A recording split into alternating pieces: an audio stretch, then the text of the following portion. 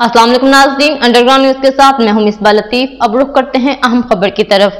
UK Islamic mission की team तुर्की और फलस्तीन में ज़ल्ज़ला ज़दगान की इमदाद के लिए खाने पीने की अशिया के अलावा दीगर सामान लेकर पहुंच गए। मज़ीद अहवाल जानते हैं मैनचेस्टर से हमारे नुमाइंदे की इस रिपोर्ट में।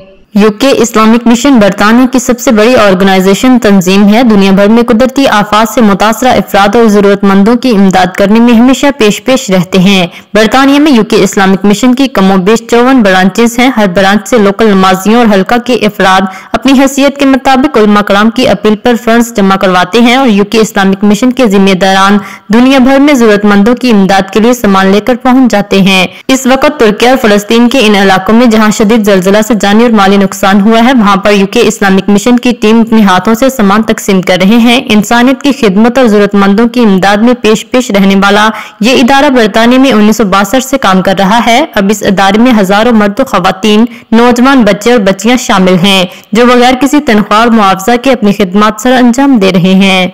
नाज़रीन, आपको लम्हा ब लम्हा बाखबर रखने के लिए कोशिश है। मजीद अपडेट्स के लिए देखते रहिए अंडरग्राउंड न्यूज।